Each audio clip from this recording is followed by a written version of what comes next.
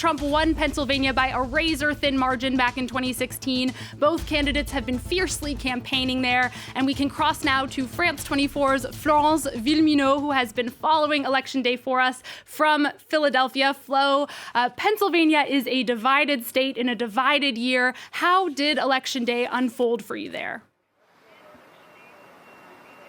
Hey, Allison. Well, we visited a couple of polling stations here in Philadelphia, in West Philadelphia.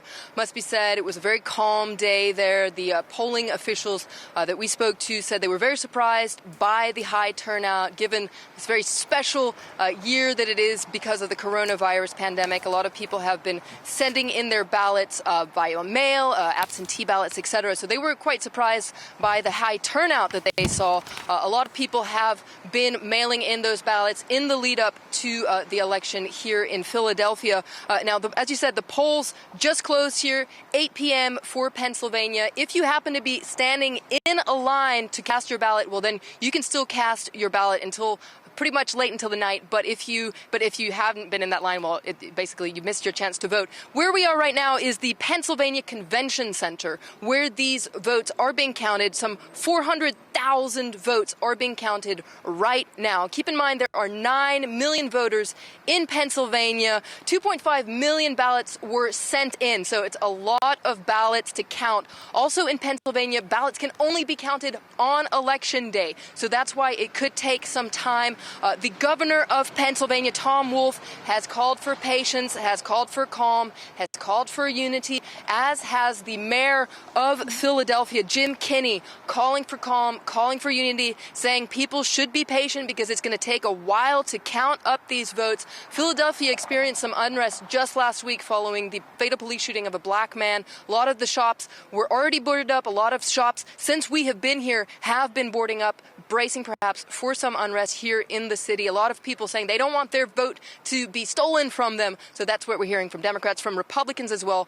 Very, very tight race that we're expecting here in Pennsylvania. It could take some time to actually get the final result. There has been an extension on how long those votes can be counted, a 3-day extension, but Republicans have challenged that. So it's all up in the air. We're going to wait a while until we get that final result here in Pennsylvania. Now, Flo, Joe Biden was born in Pennsylvania. Democrats are really hoping he can win back the blue-collar voters the party lost in 2016. Have you met any voters like that who might have changed their minds this year?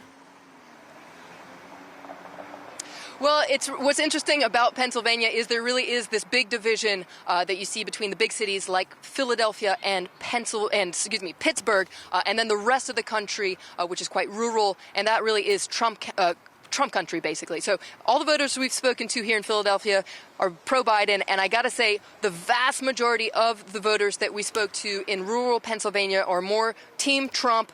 We were in Scranton, actually, which is where Joe Biden grew up. There were some pro-Biden voters there. We didn't really speak to anybody who's had their mind changed in the last couple of years. Honestly, all the voters that were Team Trump 4 years ago are Team Trump this year, and all the people who voted for Hillary Clinton 4 years ago are Team Joe Biden this year. But there really is this division. There are two Pennsylvanias, really, between the big cities like Philadelphia and Pittsburgh, where they're really interested in how the president has been dealing with the coronavirus. They're interested in divisions that they feel in American society right now. It's a different story when you're in the countryside, when you're in those old coal mining sectors, where their main concern is the economy. We actually attended a Trump rally on Saturday, and everyone there said that what their main issue in this election is the economy. And Donald Trump really catered his message to those voters at that rally, saying, he's boosting the economy. He's all in for fracking, which it must be said the livelihood of 500,000 people depends on fracking in the state. So it's a big deal for them. So really two Pennsylvanias here, those who are Team Trump, those who are Team Biden. Honestly, there aren't that many undecided voters here that we managed to speak to, but it's going to be a tight race. So we're gonna bring the results as they come in. But as I said, it could be a while before we get them. And Flo, can you just remind our viewers one more time why Pennsylvania is such a key state in this election?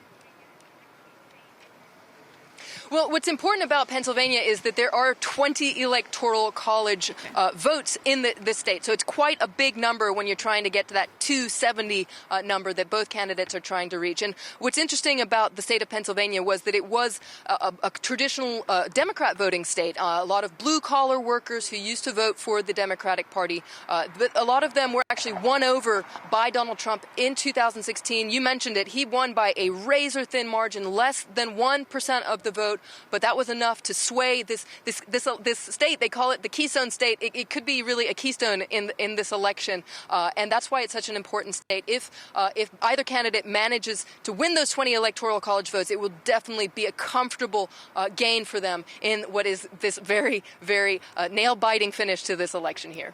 But it certainly is. All right, Flo, thank you so much for that update from Philadelphia, Pennsylvania.